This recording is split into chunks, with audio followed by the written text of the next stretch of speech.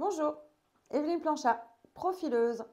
Alors le profilage, qu'est-ce que c'est? Le profilage, c'est du profilage psychologique, mais pas que, c'est aussi comportemental, c'est émotionnel, ça peut être astral. Il existe tout un tas de sortes de profilage, mais le point commun, c'est apprendre à mieux se connaître. Donc identifier ses points forts, aussi ses zones de progression.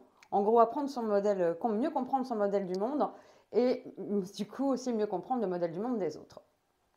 Aujourd'hui, je vais vous illustrer cette vidéo avec un modèle de profilage comportemental issu des travaux de Carl Gustav Jung, qui était un psychologue suisse qui s'est intéressé à différents concepts, dont l'introversion et l'extraversion, et aussi au mode de prise de décision, en mode sentiment ou en mode pensée. Ça a été ensuite regroupé avec des couleurs, jaune, vert, rouge et bleu, afin que ça soit plus simple et plus clair d'utilisation.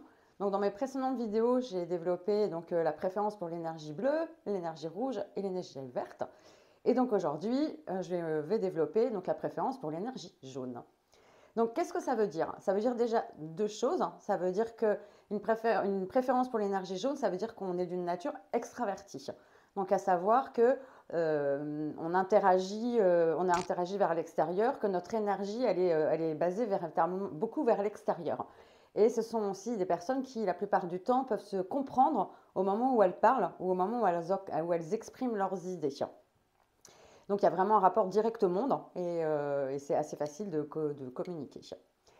Ensuite, il y a un mode de prise de décision en mode sentiment. Donc ça, qu'est-ce que ça veut dire? Ça veut dire que, en fait, quand on prend ces décisions en mode sentiment, ça veut dire que les décisions sont faites en mode subjectif.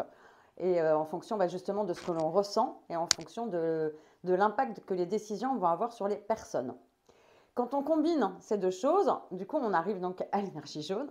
Et donc l'énergie jaune, ça donne du coup des personnes qui sont extrêmement tournées vers l'extérieur, qui sont très sociables, en général très dynamiques, beaucoup d'énergie, qui aiment être impliquées, qui aiment rentrer en relation, qui mettent souvent les gens très à l'aise, qui ont du coup c'est des personnes avec qui on peut rencontrer, on rentre en contact assez facilement et qui, elles, vont aller chercher le contact, qui fonctionnent avec beaucoup d'émotions, il y a beaucoup de dynamisme, souvent beaucoup d'idées. Ce sont souvent des personnes qui sont très créatives.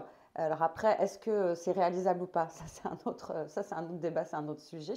Donc c'est en général des personnes qui sont très enthousiastes et qui ont une capacité d'impliquer les autres, du coup, de par leur charisme et de par leur implication naturelle. Donc elles vont aller facilement chercher les autres sur des projets, les amener. Voilà, elles sont très communicatives. Et elles aiment beaucoup être impliquées. Ce qui est très compliqué pour une personne qui a une préférence avec une énergie jaune, ça serait d'être laissée à part sur un projet et qu'on ne l'interroge pas, qu'on ne vienne pas la chercher par rapport à ça. Ça serait effectivement assez compliqué. Et les personnes qui ont une préférence pour l'énergie jaune ont souvent un gros besoin de reconnaissance. Parce qu'elles s'impliquent aussi énormément et qu'elles y mettent beaucoup d'énergie et beaucoup d'enthousiasme. Donc du coup, pour interagir avec une personne qui a une préférence pour l'énergie jaune, du coup, c'est vraiment avec un côté, j'allais dire, très informel, hein, plutôt fun, plutôt sympa. C'est des personnes qui, effectivement, parlent beaucoup.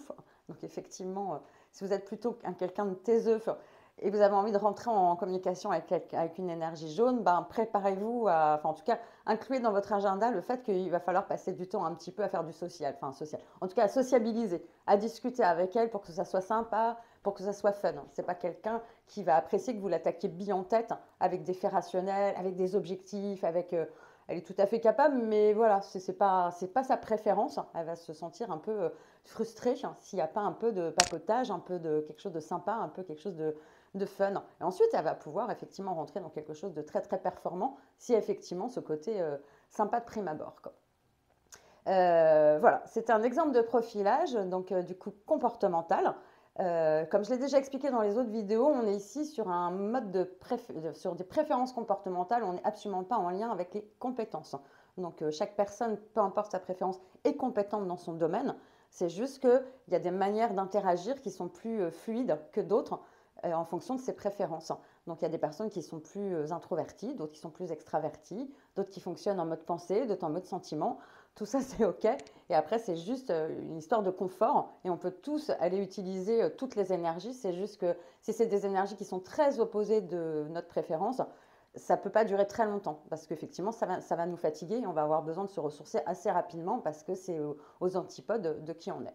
Donc tout ça, c'est un vrai intérêt, c'est du coup d'apprendre vraiment à se connaître son modèle du monde et comment on fonctionne, là où on va être plus confortable, et de comprendre du coup comment fonctionne l'autre, qu'on devrait trouver bizarre, mais qui en fait ne l'est pas. Il a juste un fonctionnement différent. D'où l'intérêt de se profiler, qui est vraiment d'apprendre à mieux comprendre les autres. Et donc tout ça, c'est vraiment de l'efficacité relationnelle, que ce soit à la maison ou dans l'entreprise, à partir du moment où les modes d'emploi sont échangés et qu'on respecte les besoins fondamentaux de tout un chacun. Bah, effectivement, on devient beaucoup plus efficace. Donc comme je vous le disais en début de vidéo, voilà, c'est un exemple de profilage parmi d'autres. Il en existe plusieurs. Je vous ai déjà développé des profilages en termes émotionnels, en termes corporels. Et dans les prochaines vidéos, ça va être au niveau de l'astrologie, donc du profilage astral. Donc ça sera pour les prochaines vidéos. Donc si vous avez aimé cette vidéo, je vous invite à liker, à vous abonner. Comme ça, vous pourrez bénéficier des vidéos qui sont à venir et puis aussi regarder celles que j'ai déjà faites. Et à l'issue de cette vidéo, je vais aussi laisser un lien vers un questionnaire. Si vous répondez aux questions de ce questionnaire, ça vous donne le droit à 30 minutes d'entretien gratuit avec moi pour faire le point justement sur où vous en êtes et voir de quelle manière je peux vous aider du coup à mieux vous connaître, pour mieux interagir avec les autres et avoir un niveau de dynamisme et vous sentir bien dans vos baskets. Voilà, je vous souhaite une bonne journée. Au revoir.